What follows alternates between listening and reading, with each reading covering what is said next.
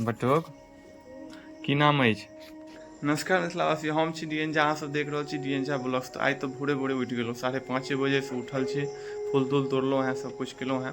पातरि पड़ै छै घरमे, आइ पातरि पड़ै छै आ कुमारि सब सेहो खेतै आ बनदेवी सेहो जेबै कुमारिओ खुआबऽ लेल, और पूजा पाठ सेहो सब हेतै। तो अहाँ सब वीडियो के साथ बनल रहू और देखायब आगाँ।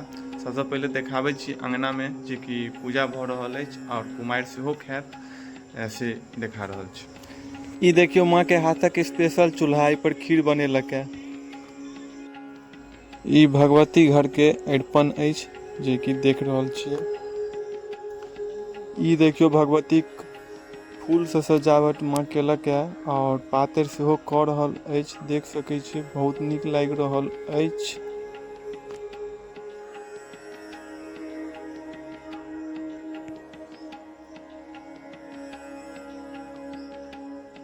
बटोक की नाम अछि। की धनुज कुमार। ओ बटुक बटुक बटुक भाजी नहीं छथि लेकिन कनी तकियौ ना या एम्हर तकियौ कनी। हाँ ई भेला ना बटुक, वेरी गुड।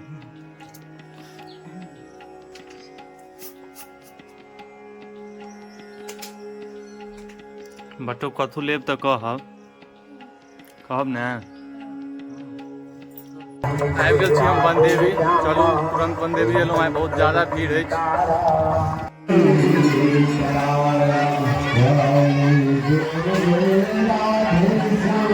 देख सकै छी आइ बनदेवी में हजारों के हजार भक्त सब आयल छथि और बहुत ज़्यादा भीड़ अछि।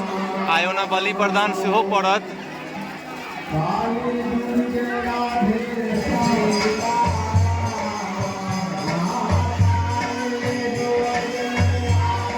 एतऽ बलि प्रदान पड़ैया, ओतऽ जे देख सकै छियै ओ अथी, ओतऽ बलि प्रदान पड़ै छै और एतऽ देख सकै छियै यूनिक दृश्य के।